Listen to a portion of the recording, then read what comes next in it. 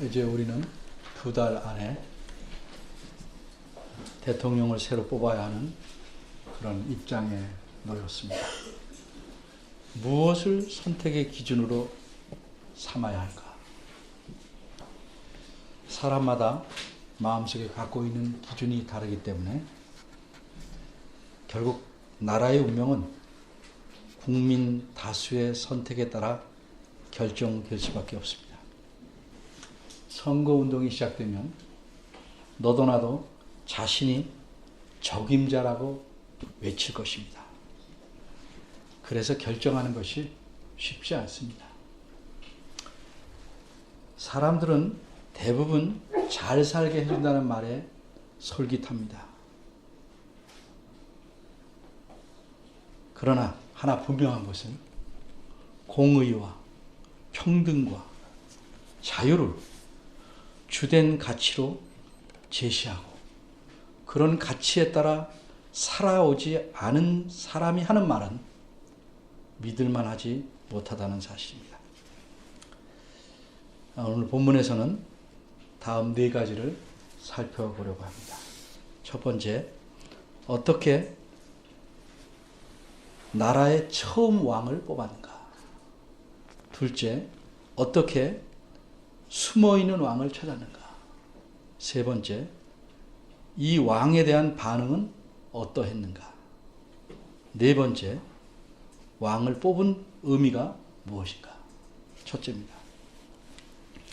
어떻게 이스라엘 백성은 처음 왕을, 그 나라의 처음 왕을 뽑았는가. 이스라엘이라는 나라에서 처음으로 왕을 뽑는 일이 있었습니다. 그러나 백성들이 직접 뽑는 것은 아닙니다. 그렇기 때문에 아무도 출마하지 않았습니다. 그러면 어떻게 왕을 뽑습니까? 17절입니다.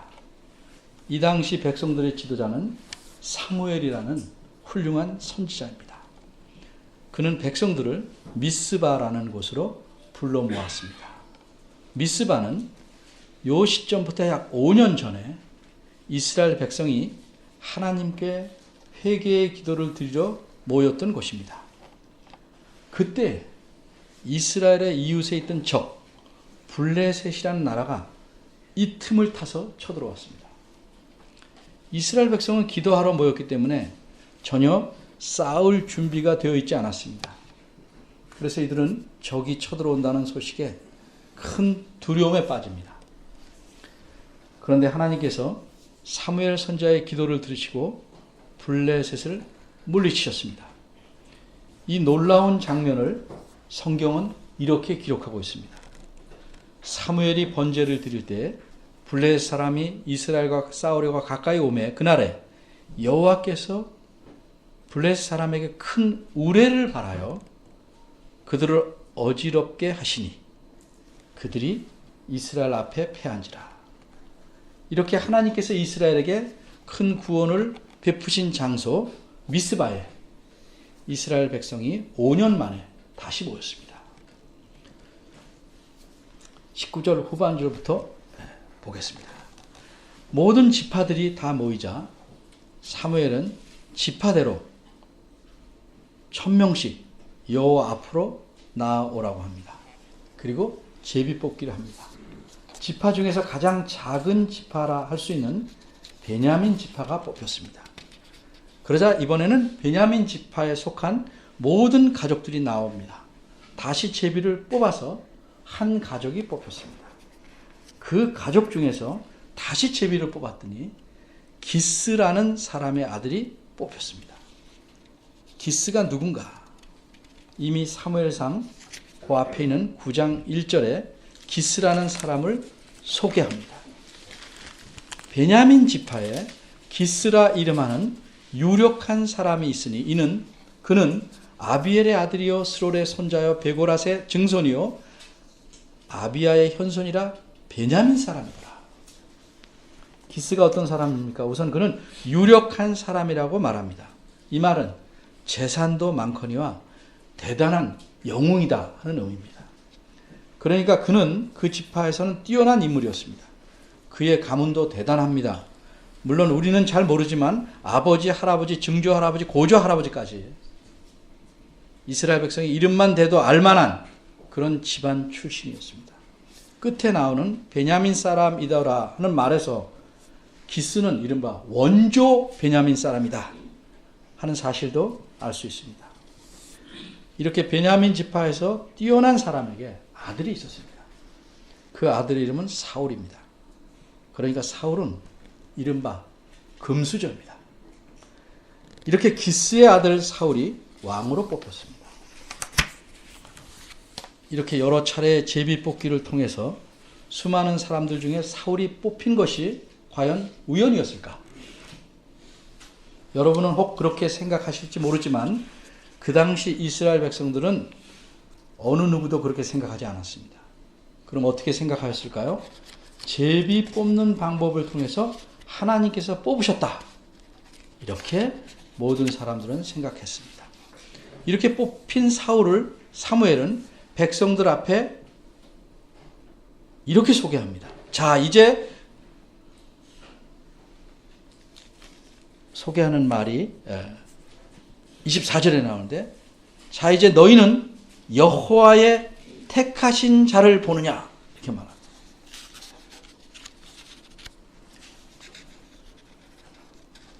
너희들이 선택한 사람을 보라, 이렇게 말하지 않고, 혹은 제비뽑기에서 당첨된 사람을 보라, 이렇게 말하지 않고, 금방 말씀드린 구절에서 여호와께서 택하신 자를 보느냐, 이렇게 말합니다.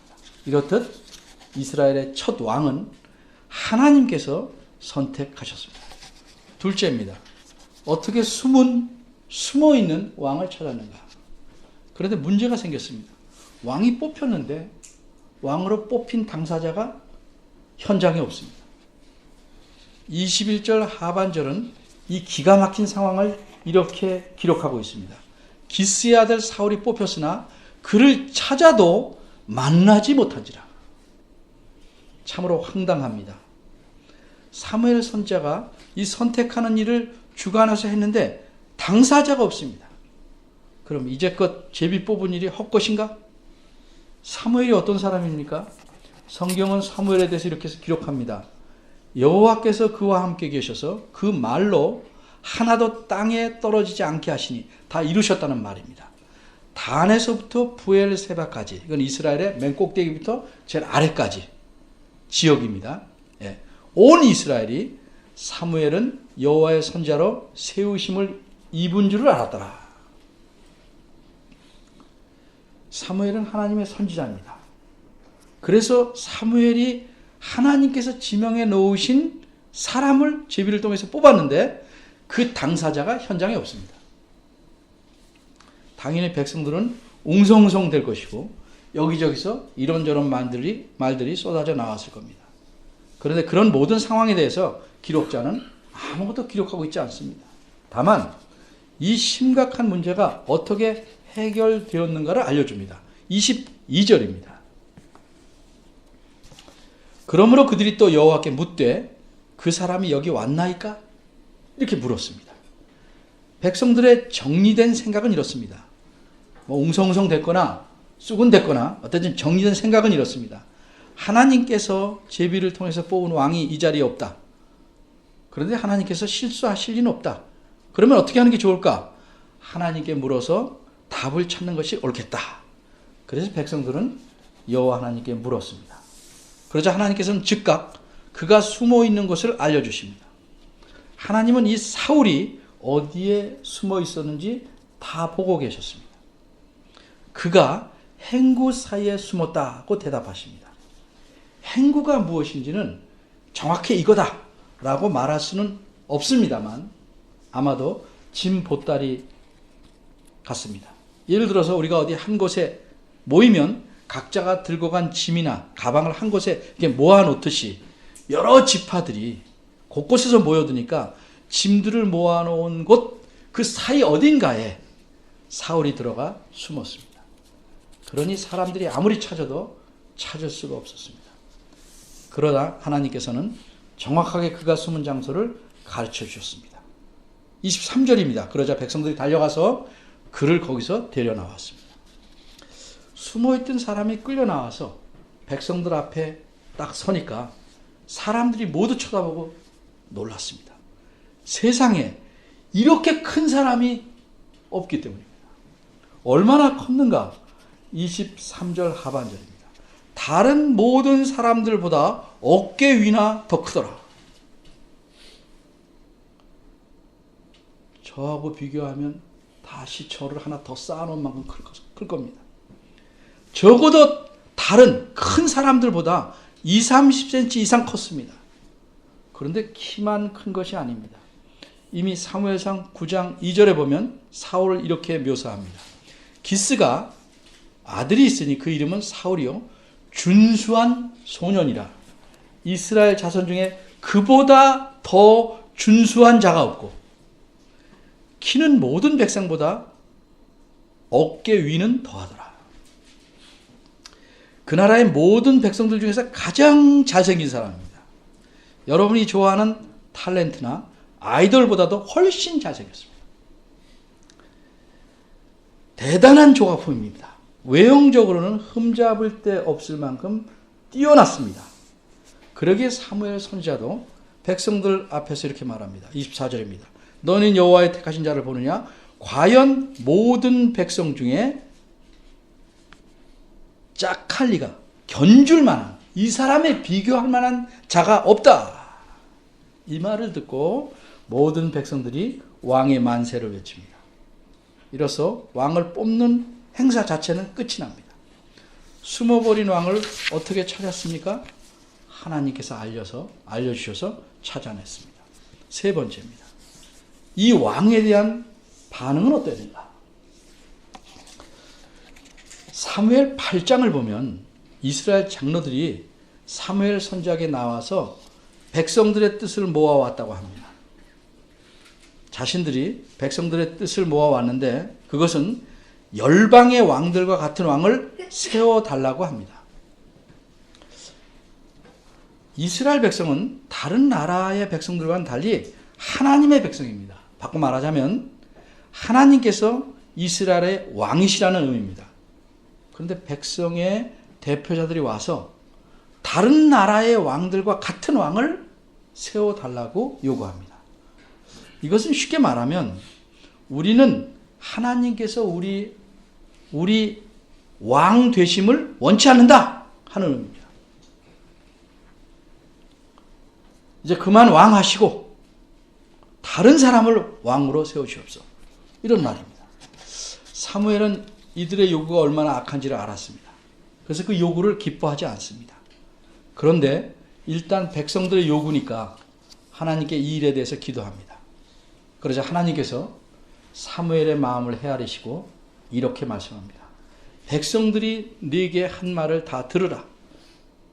그들이 너를 버림이 아니요 나를 버려서 자기들의 왕이 되지 못하게 함이니라. 내가 그들을 애굽에서 인도하여 낸 날부터 오늘날까지 그들이 모든 행사로 나를 버리고 다른 신들을 섬김같이 네게도 그렇게 하는구나. 이러한 하나님의 말씀을 듣고 사무엘은 일단 백성들을 돌려보냅니다. 그리고 마침내 오늘 17절에 있는 바대로 백성을 다시 미스바로 불러서 여호와 앞에 모으고 왕을 뽑게 된 것입니다. 이렇게 백성들을 각자 자기 성읍으로 돌려보내고 난 뒤부터 다시 이곳 미스바로 백성들을 모을 때까지 하나님은 무엇을 하셨을까? 한마디로 하나님께서는 백성들이 원하는 왕을 준비하셨습니다. 이 이야기는 사무엘상 9장 1절부터 10장 본문 바로 전인 16절까지 나와 있습니다. 잃어버린 나귀들을 찾으러 길을 떠났습니다. 사울이. 근데 하나님의 섭리로 하나님께서는 사무엘 선지자를 만나게 하시고 왕이 되게 한다는 소식을 듣게 하시고 기름 부음을 받게 하셨습니다. 그리고 마침내 미스바에서 공적으로 모든 백성들 앞에서 사울을 왕으로 뽑으셔서 세우신 겁니다. 그런데 이렇게 뽑힌 왕을 보고 백성 모두가 환영하진 않았습니다. 27절입니다. 어떤 비류는 새로 뽑힌 왕을 멸시하였습니다. 여기서 비류라는 말은 쉽게 말하면 건달입니다. 근데 오늘날 할 일 없이 남을 등쳐먹는 자들이다 하는 뜻으로 건달이 아니고 하나님께서 하시는 일에 반대를 표명하는 자들을 비류라고 합니다. 이렇게 반대 입장을 취하는 모든 자들을 여기서는 비류라고 했는데 그 안에는 재력 있는 사람도 있을 수 있고 용맹한 사람도 있을 수 있습니다. 어쨌든 이들의 반대 주장은 이 사람이 어떻게 우리를 구원하겠느냐 하는 것입니다. 이들이 어째서 이렇게 판단했는지 그 이유들을 모두 알 수는 없으나 적어도 분명한 것은 사울의 외모를 보고 그렇게 판단하지는 않았다는 점입니다. 하나님께서는 백성들의 요구에 따라 사울을 왕으로 제시했습니다. 백성들이 원하던 왕은 어떤 왕입니까? 다른 나라의 왕 같은 왕입니다. 자신들 앞에서 전쟁을 나가서 전쟁을 할 뿐 아니라 자신들의 눈에도 만족스럽게 보이는 왕입니다. 게다가 이 왕은 새로 된 이 왕은 다른 이들보다 훨씬 키도 크고 잘생기고 힘도 있어 보이는 인물입니다. 게다가 유력한 집안의 아들입니다.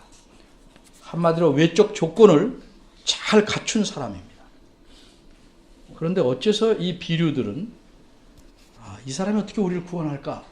이렇게 판단했을까? 본문에 나타난 이유를 찾자면 그가 숨어 있었다는 사실입니다.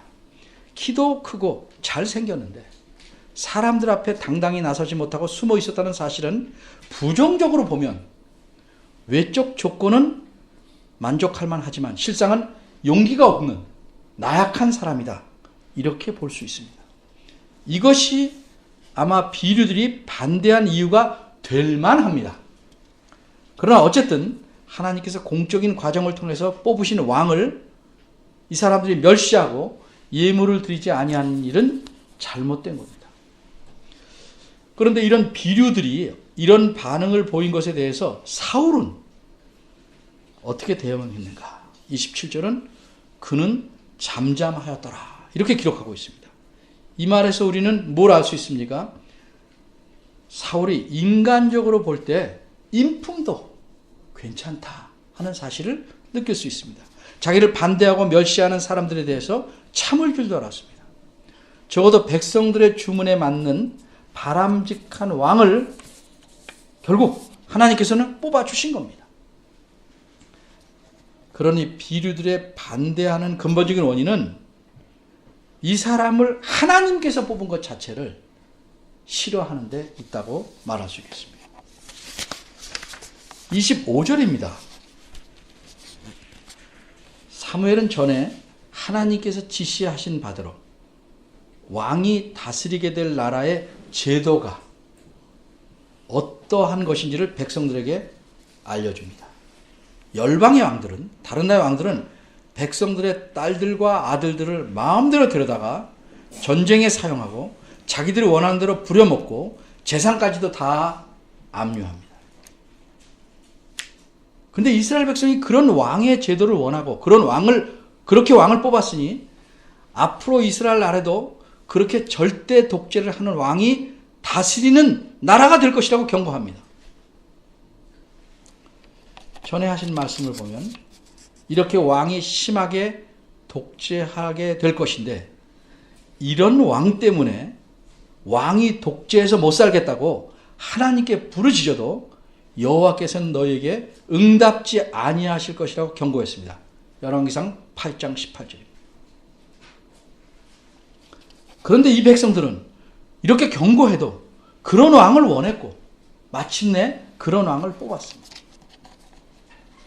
그런데 하나님 편에서는 백성들이 그렇게 미련한 판단을 하고 그렇게 했다 할지라도 왕이 독재하게 돼서 백성들이 힘들게 하는 것을 내버려 둘 수는 없었습니다. 그래서 하나님께서는 이미 신명기서에서 왕은 어떠해야 하는지를 말씀해 놓으셨습니다. 신명기 17장 14절에서 20절입니다. 이런 내용들을 함께 여기 모인 백성들에게 말하고 책에 기록해서 여호와 앞에 둔 후에 모든 백성을 집으로 돌려보냅니다. 26절입니다. 왕이 된 사울도 일단 자기 집으로 돌아갑니다. 이때 하나님께서 어떻게 하셨습니까? 유력한 자들, 여기서 말하는 유력한 자는 용사들입니다. 이 용사들의 마음을 감동시켜서 직역하면 그들의 마음을 만지셨다 이렇게 되어 있습니다.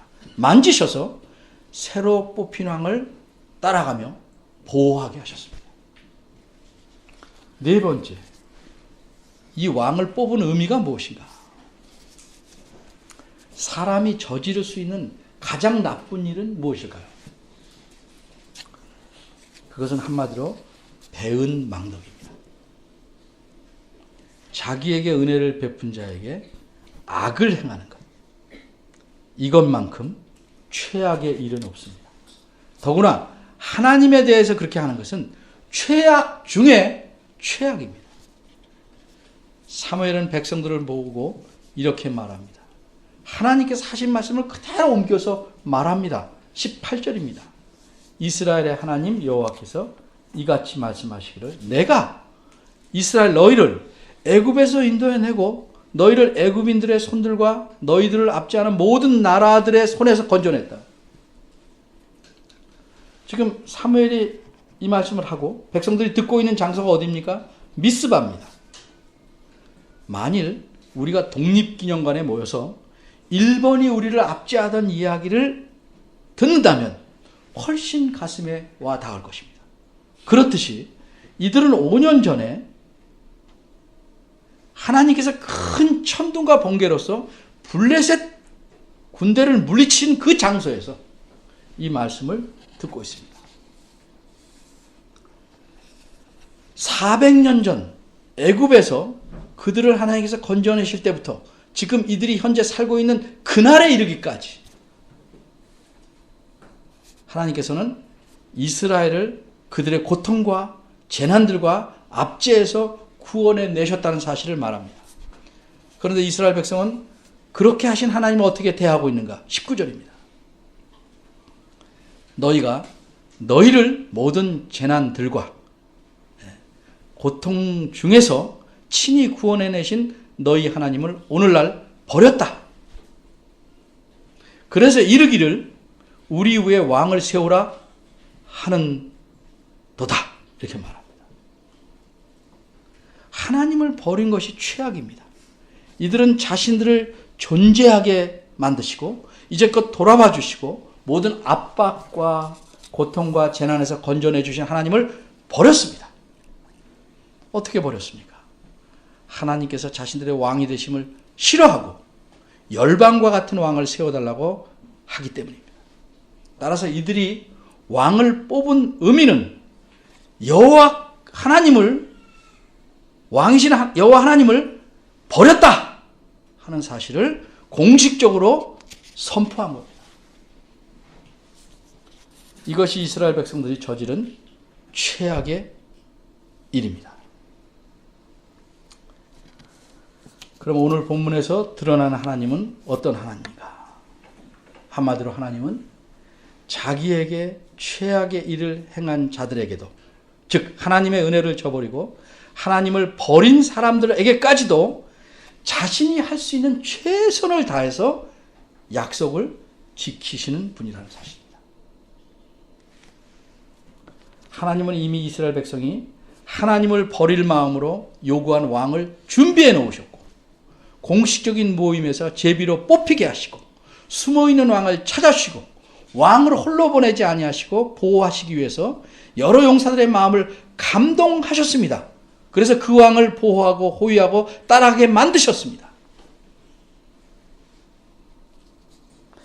백성들이 그 왕을 원하는 것이 하나님 자신을 버리는 행위임을 다 아시고도 하나님께서는 그 백성들을 사랑하시기에 그렇게 하셨습니다. 특별히 사무엘상 9장 16절에 보면 하나님께서 이렇게 말씀합니다. 너는 그에게 사울에게 기름을 부어 내 백성 이스라엘의 지도자를 삼으라. 그가 내 백성을 블레셋 사람의 손에서 구원하리라. 내 백성의 부르짖음이 내게 상달하였으므로 내가 그들을 돌아보았노라. 하나님을 배반하고 버린 백성이지만 하나님에게는 여전히 그들이 내 백성입니다. 그래서 하나님은 그들의 아픔을 외면하실 수 없는 것입니다. 가장 나쁜 일, 최악을 선택한 백성들에게도 최선의 방법을 다해서 약속을 지키시는 신실하신 하나님의 모습을 오늘 본문이 보여주고 있는 것입니다. 이러한 하나님의 모습은 여기 한 사건에서 멈추지 않고 이스라엘 역사 전체에서 계속 진행됩니다. 그리고 마침내 이런 하나님의 모습이 결정적으로 확연히 드러나는 것이 그리스도에게서입니다. 한 예를 들면 요한복음 13장에 예수님께서는 가룟 유다의 마음에 사탄이 들어가서 자신을 팔게 될 것을 아시고 그 제자들을 모두 발을 찢기십니다. 이런 장면이 있기 전에 요한복음 13장 1절은 이렇게 말합니다. 예수께서 자기 사람들을 사랑하시되 끝까지 사랑하신다. 자기 땅에 왔지만 자기를 영접하지 않고 배반한 그 사람들을 끝까지 사랑하시고 그들을 위해서 목숨을 주신, 최선을 다해 자기 약속을 지키시는 하나님의 모습이 그리스도의 십자가에서 확연하게 드러나는 것입니다. 이런 하나님이 우리가 모시고서는 우리를 사랑하는 하나님이십니다. 우리가 살아가는 동안 하나님을 거역하고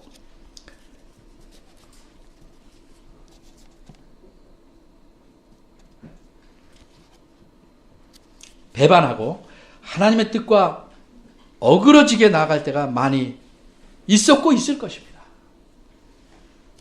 또 우리가 억지 같은 요구를 할 때도 많이 있었고 또 그럴 것입니다. 그러면 하나님께서는 그런 요구를 안 들어주실까? 들어주실 때도 많을 것입니다. 이때 우리는 그렇게 하나님께서 들어주시면 내가 요구한 것이 하나님 뜻에 맞는다고 착각하지 말아야 합니다. 우리가 하나님의 백성이기 때문에 비록 우리의 요구가 하나님의 뜻에 맞지 않는다 할지라도 우리를 사랑하시기 때문에 자신의 약속을 지키시기 때문에 죄가 되지 않는 범위 내에서 우리 요구를 들어주실 때가 많이 있을 것입니다. 또 그래 오셨습니다. 이럴 때 우리는 어떤 자세를 취해야 되는가?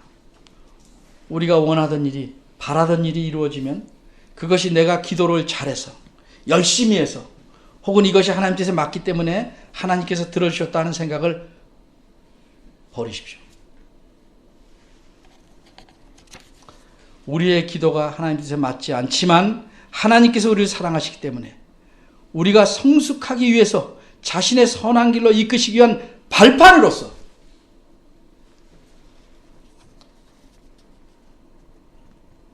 잠정적으로 이루어 주신 것이다.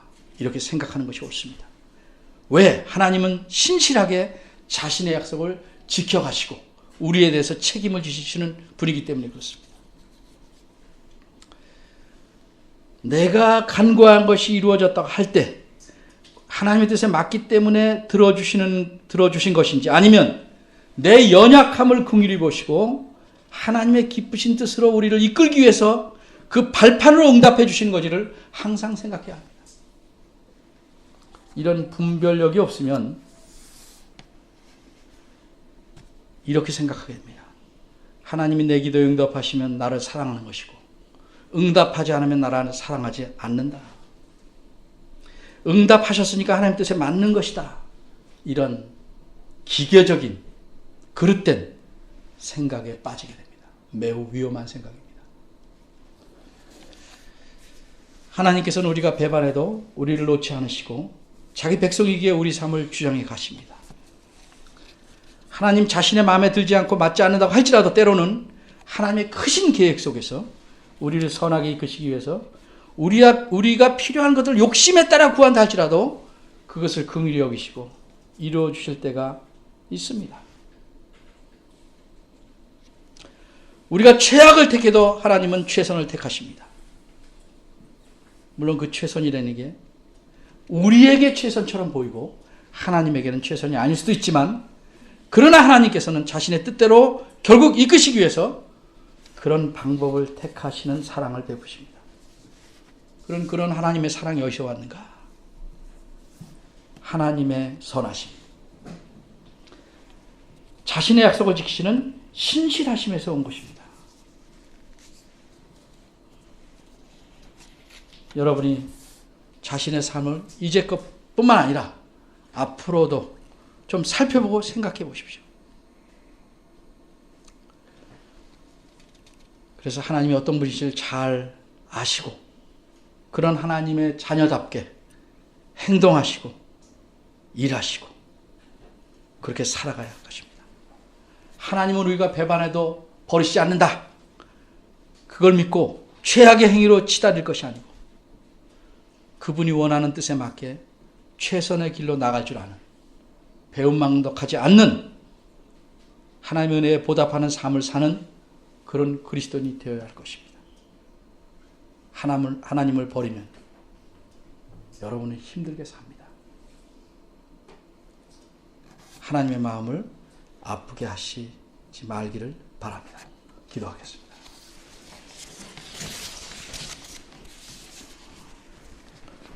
하나님, 우리를 사랑하시고 우리가 허물과 죄로 죽었음에도 불구하고 우리를 건지셔서 당신의 자녀로 삼으신 은혜의 하나님, 그러기에 우리가 늘 주님 앞에 배반하고 악한 일을 행할지라도, 또 우리의 욕심에 이끌려 악한 것을 요구할지라도 우리를 긍휼히 여기셔서 최선의 것으로 이끌어 가시는 하나님의 놀라우신 능력과 지혜에 감사드립니다. 우리가 이런 하나님의 선하심을 악용하지 않게 하시고 참으로 하나님 앞에 반성하면서 하나님의 크신 은혜에 따라 감사하며 살 수 있도록 도와주옵소서. 구약시대의 역사를 통해서 하나님을 배웁니다. 그 하나님이 오늘도 살아계셔서 우리를 주장하시고 우리의 삶을 인도하시는 하나님이신 줄 압니다. 불변하시고 언제나 동일하시고 신실하신 하나님이심을 저희가 압니다. 이런 하나님의 성품을 잘 헤아려서 우리가 하나님 앞에 반듯하게 서게 하시고, 혹 잘못하면 회개해서 용서함을 구하고 늘 하나님 앞에서 겸손하고 겸비한 마음으로, 기쁘고 감사한 마음으로 살아가는 저희들 되게 하시옵소서. 오늘 하나님의 모습을 저희가 가슴에 담고 이런 하나님 앞에서 진실되게 살아가도록 이끌어 주옵소서. 예수님의 이름으로 기도합니다. 아멘.